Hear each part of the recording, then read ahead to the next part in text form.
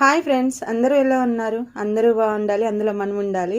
ఎలా ఉన్నారు? నేను మీ పల్లెటూరు ప్రవళికాను ఫ్రెండ్స్. నేను పచ్చాపల కూర చేస్తున్నాను ఫ్రెండ్స్. చూడండి, ఆయిల్ డైరెక్ట్గా పెట్టాను. చూడండి, ఆయిల్ 3 గంటలు నూనె పోసాను. చూడండి, ఇకపోతే ఇది ఫిష్, ఆనియన్స్, పసుపు, కారం, సాల్ట్.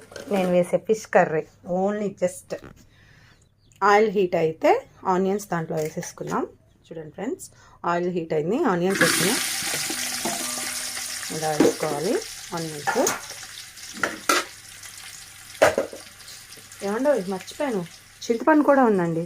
ఇవి చేపలు వచ్చేసి 2 కిలోలు ఉన్నాయి. ఇవిగోండి సన్న చేప, ఇవి వచ్చేసి 2 కిలోలు ఉన్నాయి. దీంట్లోకి కరెక్ట్గా క్వాంటిటీలో 70 గ్రాములు చింతపండు, 70 గ్రాములు చింతపండు అండి.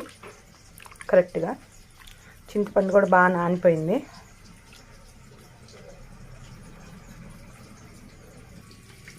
ఉల్లిపాయలు వేసుకున్నాం.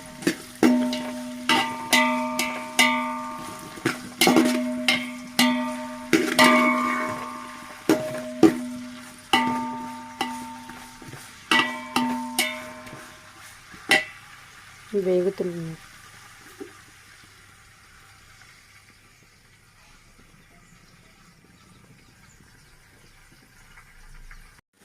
చూడండి ఫ్రెండ్స్, ఉల్లిపాయలు బాగా వేగిపోయాయి. ఇప్పుడు మనం కొంచెం పసుపు వేసుకుందామండి.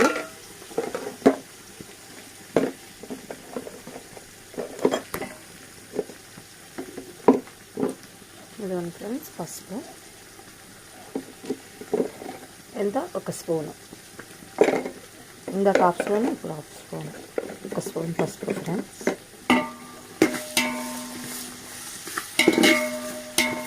ఉప్పు లైట్గా వేసుకుంటానండి, ఎందుకంటే మళ్ళీ లాస్ట్లో చూసుకొని వేసుకోవచ్చు. చూడండి ఫ్రెండ్స్, ఇది వేగడం కోసమే, ఓన్లీ పులుసులో వేసుకోవచ్చు. మళ్ళీ ఇది గోల్డ్ కలర్ వచ్చిందాక బాగా వేగాలి.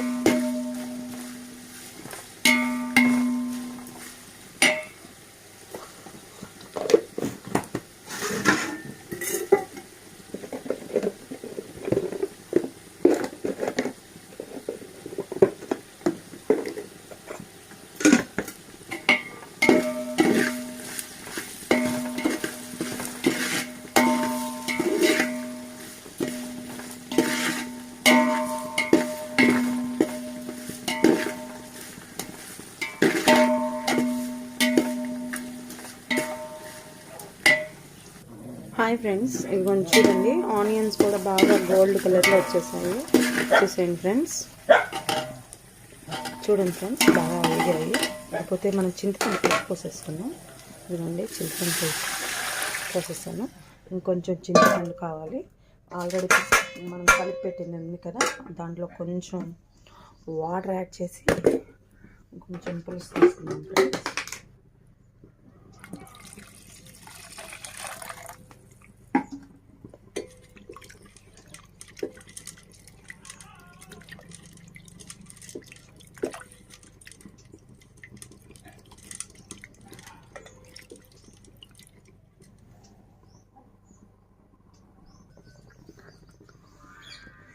అయిపోయింది ఫ్రెండ్స్,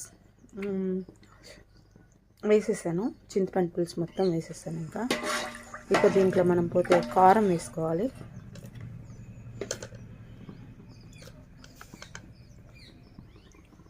ఎన్ని స్పూన్లు వేస్తున్నానో చూపిస్తున్నాను చూడండి ఫ్రెండ్స్. 1, 2.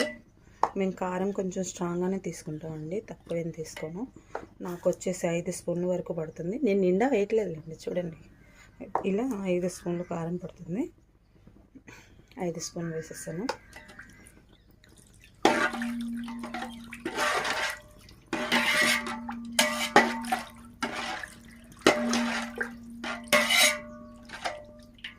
ఈ చేపల చారు తెరలేక మనం ఈ ఫిష్ ముక్కల్ని వేసేసుకుందామండి. ఓకే ఫ్రెండ్స్, ఇది చారు తెరులుతుందో లేదో చూద్దాం. వావ్, తెరలిపోతుంది చూడండి, ఇలా తెరలాలి, బాగా తెరులుతుంది. చూడండి, బాగా తెరలింది కదా. ఇప్పుడు మనం ఇలా బొంత బుడ్డపక్కలు ఫిష్ దీంట్లో వేసేసుకుందాం ఫ్రెండ్స్. ఇవి తెరులుతున్నాయి కాబట్టి